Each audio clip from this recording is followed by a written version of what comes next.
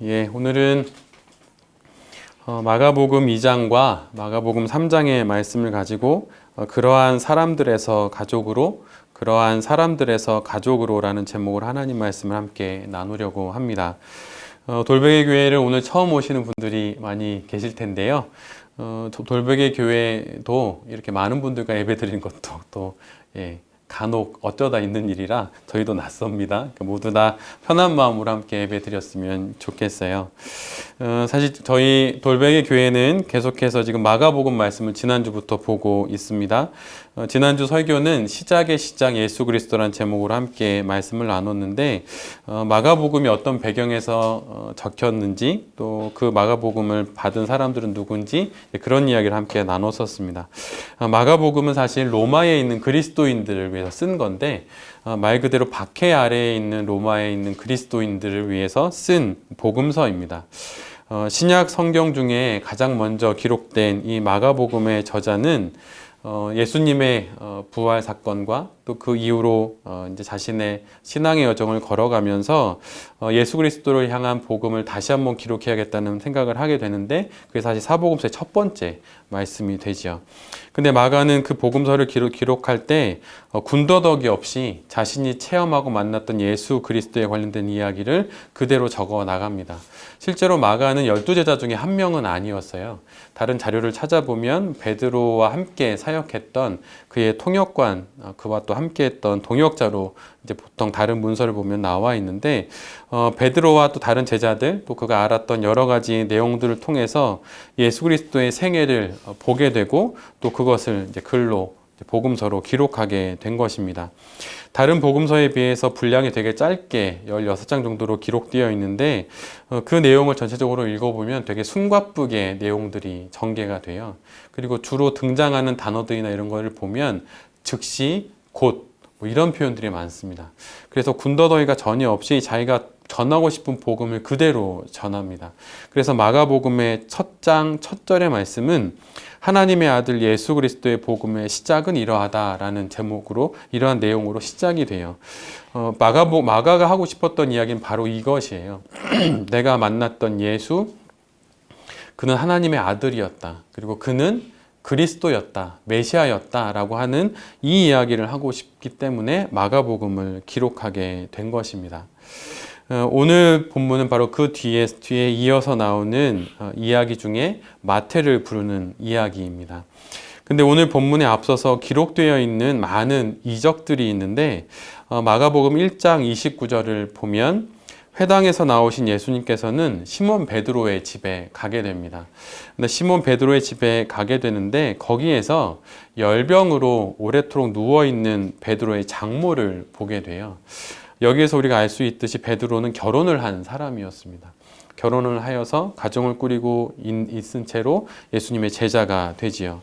근데 베드로의 장모가 열병으로 누워 있는 것을 보고 예수님께서는 그녀의 손을 잡아 일으키심으로 병을 고쳐 주십니다. 그리고 뒤이어서 34절에서는 각종 병이 든 많은 사람들이 예수님께 나오게 되고 또 그러면서 해가 질 때까지 쉬지 않고 그들을 고쳐주시는 내용이 기록되어 있습니다. 그리고 심지어 35절에는 새벽에 아직 해가 밝기 한참 전에 기도하러 한적한 곳으로 가신 예수님을 또 만나기 위해서 많은 사람들이 또 찾아오게 돼요. 얼마나 많이 왔는지 예수님의 기도하는 때까지 찾아오게 된 것이죠. 그리고 그 뒤에는 또 나병 환자를 고쳐주시는 이야기가 나옵니다. 그 다음에 예수님께서는 가버나움이라고 하는 동네로 들어가세요. 그곳에서 수많은 인파가 예수님을 찾아오게 됩니다. 그런데 하루는 예수님께서 집 안에 계시는데 많은 사람들이 예수님을 뵙고자 문 앞까지 이제 찾아오게 됩니다. 그런데 너무 인파가 많다 보니까 사람들이 예수님을 만날 수 없게 돼요. 근데 그때 우리 모두가 잘 알고 있는 4명의 사람이 한 명의 중풍병자를 들것에 메고 예수님을 찾아오죠. 아무리 생각해도 예수님을 뵐 수 없겠다고 생각한 이 4사람은 중풍병자가 누워있는 들것을 메고 지붕 위로 올라갑니다. 그리고 지붕을 뜯고 그 들것을 달아서 내리게 되죠. 자신 앞에 내려온 들것, 그리고 들것 위에 누워 있는 한 중풍병자를 보시고 예수님께서 이렇게 말씀하세요. 그들의 믿음을 보게 되었다. 그러시면서 이 중풍병자를 고치게 되시죠. 그러면서 예수님께서 이렇게 말씀하십니다. 작은 자야, 내 죄사함을 받았느니라. 이러면서 중풍병자는 병을 낫게 됩니다. 그리고 많은 사람이 또 이것을 보고 더더욱 놀라게 되지요. 많은 사람들이 병을 낫고 또 기적들을 경험하자 또 더 많은 사람들이 예수님께 찾아오게 됩니다. 그런데 오늘 본문 2장 13절에 보면 여기서도 많은 무리가 예수님을 따르는 그런 기록이 적혀 있습니다. 근데 여기서 무리가 나왔거늘 이라고 우리 한글로 번역되어 있는 이 단어는 사실 그 원래 원어적인 의미로는 계속해서 모여든다는 거예요. 근데 아무리 생각을 해보면 그 이전에 수많은 병자들, 고칠 수 없었던 질병을 가진 사람들이 예수님을 만남으로 나음을 받았기 때문에 당연히 수많은 사람들이 오는 게 당연하겠죠. 근데 그게 실제로 계속해서 나왔다는 거예요. 계속해서 모여들었고 그들은 어떻게든 예수님을 만나려고 했습니다. 그리고 이 뒷부분에 보면 예수님께서 그들을 가르치시니다 라고 하는 또 표현도 등장하게 되는데 이건 역시 그 원래 원어적인 의미로는 계속해서 그들을 가르치셨다라는 거예요. 그러니까 이걸 합쳐서 이야기해 보면 사람들은 계속 몰려들었고 예수님께서는 계속 그들을 계속 가르쳤다는 거죠. 쉬지 않고 예수님은 계속 몰려드는 그들을 계속 가르쳤던 것입니다. 이런 이야기 다음에 오늘 본문의 주인공이 레위가 나옵니다. 여기에서는 레위라고만 기록되어 있지만 실은 이 사람은 마태복음의 저자예요. 마태복음의 저자인 제자 마태입니다. 예수님께서 세리, 즉 세관원인 마태를 부르시는 이 이야기는 마가복음뿐만 아니라 공관복음 두 군데도 다 적혀 있죠. 마태복음과 또 누가복음에도 적혀 있습니다. 그런데 당시 세리는 이렇게 높은 단상이나 벤치에 앉아서 그 사무실, 그 세관에서 업무를 보았던 상황입니다. 그러기에 그 동네 사람들은 모두 레위가 누구인지 알 수 있었죠. 그런데 그 당시 세리가 된다는 것은 결코 쉬운 결정이 아니었습니다. 물론 능력도 있어야 했지만 그것보다 더 큰 문제는 세리가 되면 유대교에서 출교를 당해야 했기 때문이에요. 그러니까 내가 이제는 세리가 되겠다라고 결심하는 건 내가 이제 유대교로부터 나오겠다라고 하는 것과 동일한 이야기이죠. 고대 사회가 그러하지만 사실 특별히 유대인의 사회는 지금도 회당을 중심으로 한 이런 종교 중심의 사회입니다.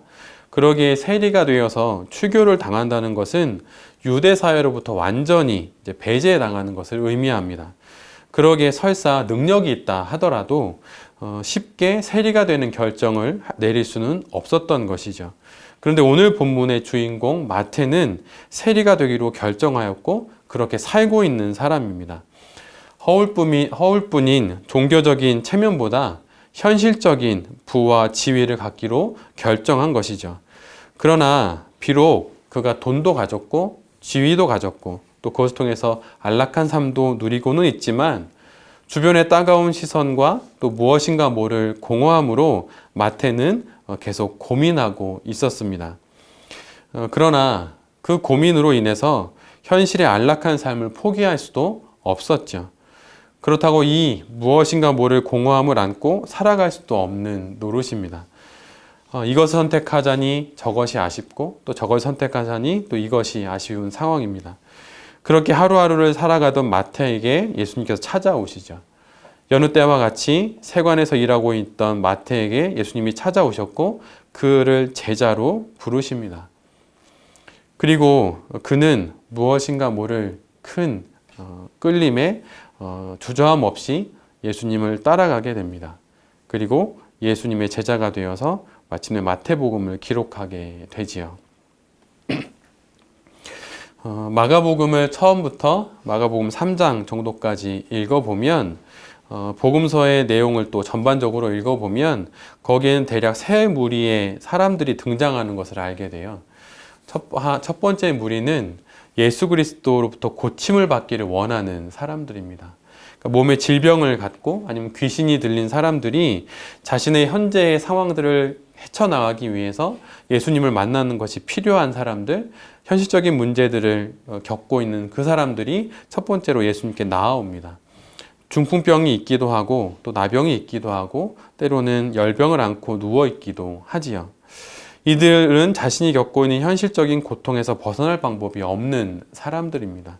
그래서 그들이 예수님을 계속 다 쫓아가요. 이들이 첫 번째 무리입니다.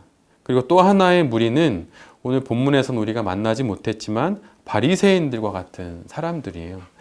이들은 종교적인 의로움으로 가득 찼던 사람들, 그리고는 종교적으로 아주 많은 것을 알고 있는 사람들입니다. 그들은 종교적으로도 거룩하다고 스스로 생각했고 또 그런 삶을 추구한다고 생각을 했죠. 그러나 그들은 자신의 이 종교적인 이 삶 속에서 사람들이 예수 그리스도에게 자꾸 이렇게 몰려가는 것들을 보면서 마음에 어려움이 생깁니다. 그리고 예수님께서 무슨 일을 하면 그것은 옳지 않다고 끊임없이 이야기를 해요. 마가복음 전체적으로 읽어보면 어떤 일이 벌어질 때 어떤 상황이 벌어지면 그 상황이 벌어진 다음에 바로 등장하는 것이 뭐냐면 바리새인들의 질문이에요. 이렇게 해도 됩니까? 안식일에 이렇게 이삭을 먹어도 됩니까? 안식일에 사람을 고쳐도 됩니까? 이런 질문을 해요. 그 다음에 예수님께서 답변을 합니다. 그러니까 상황이 벌어지고 상황에 대한 바리새인들 종교 지도자의 질문, 또 그 다음에 그 질문에 대한 예수님의 대답, 이것이 마가복음에서 벌어지는 수많은 에피소드의 기본 구조입니다. 그래서 마가복음의 이야기에 바로 이런 두 번째 무리들이 등장하게 되는 것이죠. 그런데 이들은 가식적인 신앙생활을 하고 있는 자들이었고 그래서 예수님으로부터 회칠한 무덤이라는 비판을 듣게 되는 것이죠. 그리고 세 번째로 등장하는 무리들은 세리 마태와 같은 사람들입니다. 그들은 나병이나 중풍병과 같은 현실적인 고난과 고통이 있었던 것은 아닙니다. 그리고 이미 세리가 되었기 때문에 바리새인들과 같이 어떤 종교적인 의무도 가지고 있는 사람들이 아니었어요. 현실적인 문제도 없고 또 종교적인 의무도 없는 말 그대로 어떠한 gun례에도 속해 있지 않은 삶을 살아가는 마태와 같은 사람이 또 등장하게 됩니다. 이는 이런 부류의 사람들은 현실적인 문제들은 가지고 있으면 자신의 능력으로 헤쳐나가는 사람이죠. 세리가 되거나 또 다른 삶을 선택하면 됩니다. 그러면서 문제를 해결해 나가죠. 스스로 삶을 개척해 나가는 사람입니다. 그래서 돈도 있어야 하고 또 지위도 있어야 하는 것이죠. 그런데 그런 그에게도 아무에게도 말하지 못하는 공허함은 있었습니다. 세리라는 직업으로도 또 많은 돈으로도 채울 수 없는 그 무엇인가가 그에게 있었던 것이고 이런 답답한 현실적인 한계 속에서 그의 몸과 그의 영혼은 짓눌리고 있었던 것이죠. 우리 돌베개 교회는 여기 강남에 있습니다. 사실 제가 돌베개 교회에 올 때 사실은 이곳에 오기 전에 이곳은 2년 전부터 제가 이곳에서 한 달에 한 번씩 말씀을 전했던 곳이에요. 매주 목요일 날 말씀을 전하기도 했었고 그전에는 월요일 날 말씀을 전했었는데 그럴 때면 저는 사실 좀 일찍 왔습니다. 그래서 아침 7시쯤 여기에 와서 월요일에 워낙 차가 많이 막히니까 와서 차를 주차해 놓고 이 근처에 있는 커피숍에 가서 한 2시간 정도 차를 마시면서 책을 보거나 이제 그렇게 했습니다. 그런데 제가 이곳에서 1년 반 정도 그렇게 지내면서 그 커피숍에서 매주 한 달에 한 번씩 이렇게 그 차를 마실 때마다 주변에서 하는 이야기를 듣는데 많은 사람들의 이야기 뭐였냐면 다 돈 이야기였어요. 그러니까 월요일 아침에 이제 회사 들어가기 전에 동료들과 만나서 여러 이야기를 하는데 다 돈 이야기를 하게 됩니다. 그들 이야기 가운데 뭐 몇십억, 뭐 몇백억, 사업에도 이 프로젝트, 저 프로젝트 이런 이야기들 커피숍 그 아침에 월요일 날 아침에 커피숍에서 오가는 이야기를 많이 듣게 됩니다. 현실 속에서 우리가 그 수많은 그런 이야기들이 오가는 현실 속에서 우리가 그리스도인으로 산다는 것이 무엇일까요? 그런데 한번 생각해 보십시오. 현실 속에 육체의 고통을 가지고 있는 사람들, 그래서 예수님의 도움이 필요한 사람들, 또 남모르는 가시적인 종교 생활 속에서 괴로워하는 바리새인들, 그리고 많은 부와 높은 지위를 가졌지만 그것으로도 채워질 수 없는 답답한 인간의 한계로 안절부절하는 레위 같은 사람들. 사실 저는 이 세 무리를 볼 때마다 마치 이들의 삶이 우리네 삶과 크게 다르지 않다는 생각을 해보게 됩니다.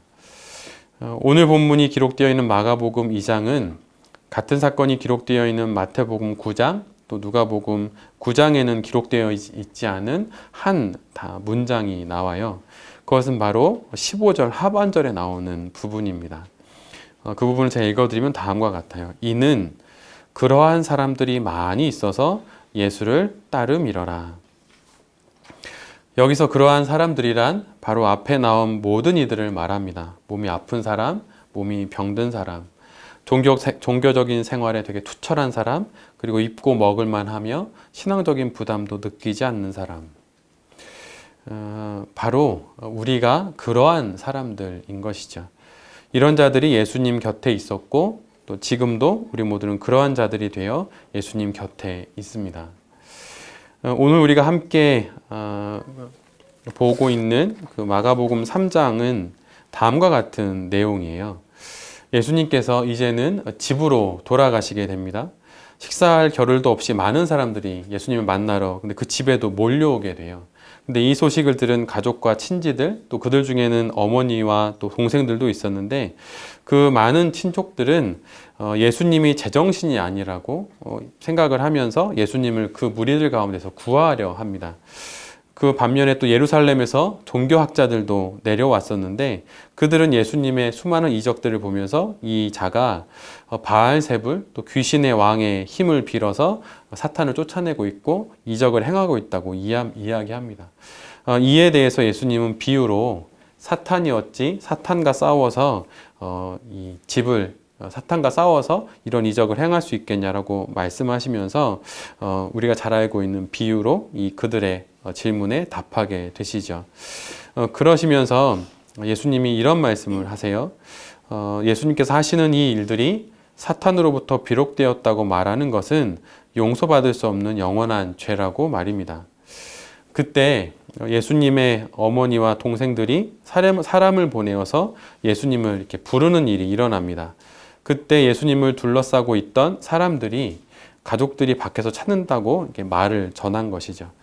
그런데 그 순간에 예수님은 자신을 둘러싼 사람들을 당신의 두 눈으로 바라보시면서 다음과 같이 이야기합니다. 내 어머니와 형제들이 저기가 아니라 여기에 있다. 바로 너희 앞에 말이다. 순종이 피보다 진하다. 하나님의 뜻대로 행하는 자가 바로 내 형제요, 자매요, 부모이니라. 같은 말씀이 기록되어 있는 마태복음 12장에는 예수님께서 이렇게 말씀하십니다. 손을 내미시면서 제자들을 향해서 가리키시면서 이렇게 말씀하시는 거예요. 나의 어머니와 나의 동생들을 보라. 이 부분을 세번역 성경은 이렇게 기록하고 있습니다. 보아라. 지금 이 앞에 있는 자들이 나의 어머니와 나의 형제들이니라. 다른 번역본을 보면 제자들을 가리켜서 또 자신을 둘러싸고 있는 사람들을 가리켜서 이렇게 말해요. 주목해라. 바라봐라. 저 밖이 아니라 지금 이 안에 나를 둘러싸고 있는 이 사람들이 바로 나의 어미이고 나의 형제들이다 라고 말합니다. 그러면서 예수님께서 뒤에 이렇게 이야기하시죠. 하나님의 뜻대로 행하는 자가 바로 나의 가족이다. 하나님의 뜻대로 행하는 자가 바로 당신의 가족이라고 말씀하십니다. 내가 어떤 형편과 또 어떤 상황에 있든 그 자리에서 하나님의 뜻을 행한다면 우리 모두는 하나님의 가족이 되는 것이죠.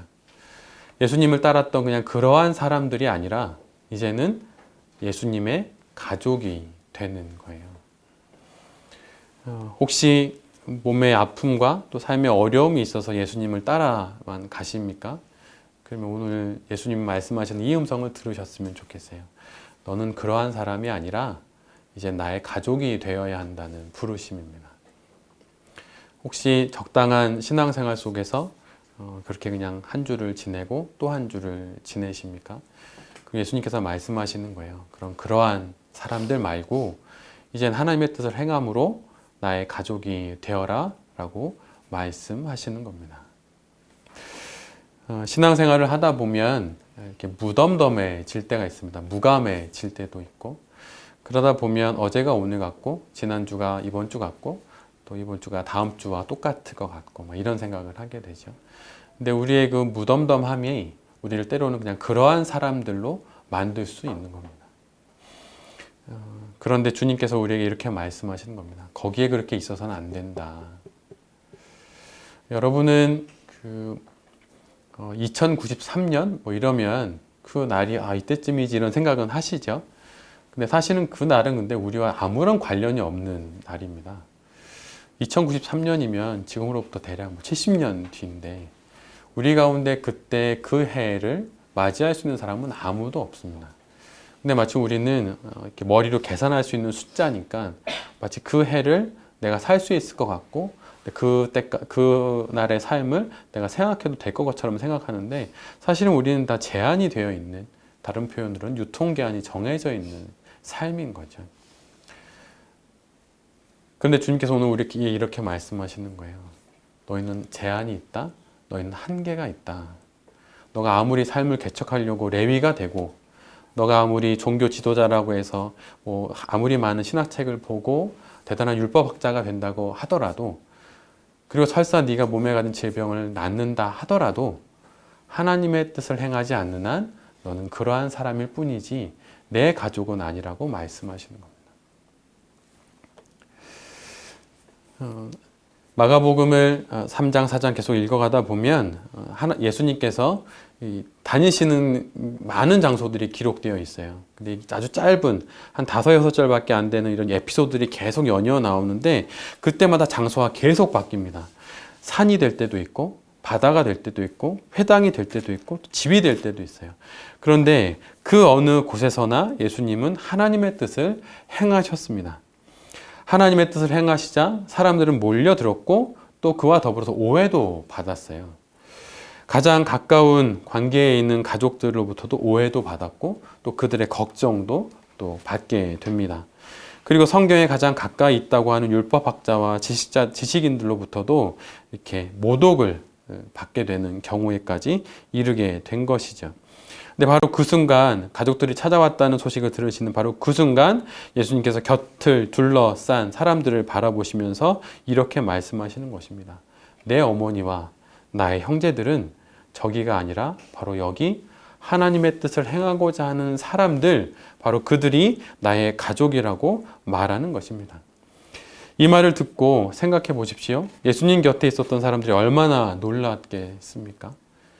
내 가족, 그들은 이 문 밖에 있는 사람들이 아니라 지금 하나님의 말씀을 듣고 주님의 일을, 하나님의 일을 행하려고 하는 사람들, 바로 당신들이 바로 하나님의 가족이라고 말을 한다면 그 이야기를 듣는 그 순간 이 주위에 있었던 사람들이 얼마나 놀랐겠습니까? 그런데 이 마가복음을 받았던 사람들이 누구냐면 바로 로마의 그 박해 가운데 있었던 그리스도인들이에요. 그들에게 이렇게 이야기하는 것입니다. 이 카타콤 밖에서 모든 권세를 누리고 있는 저런 사람들이 하나님의 뜻과 하나님의 가족이 아니라 바로 지금 이 카타콤 안에서 하나님의 말씀을 가까이 함으로 하나님의 뜻을 이루려고 하는 당신들, 바로 그대들이 하나님의 가족이라고 말하는 것입니다. 독일의 신학자 중에 칼 라너라고 하는 사람이 있어요. 그가 이런 이야기를 했습니다. 제가 일상이라고 하는 단어를 생각할 때마다 떠오르는 문장인데 그가 이렇게 이야기했어요. 우리가 매일매일 살아가는 그 일상은 꿀도 타지 않고 미화하지도 않은 채 견디어내야 한다. 일상은 꿀도 타지 않고 미화하지도 않은 채 견디어내야 한다. 일상은 결코 꿀을 타는 것으로 인해서 달달해지지 않는다는 거예요. 제가 몇 번 설교할 때 말씀을 드렸던 내용이기도 한데 저는 일상의 무료함이나 무기력함 또 일상에 대한 답답함이 들 때면 4호선 전철을 타고 해화역에 내려서 서울대 어린이병원을 갑니다.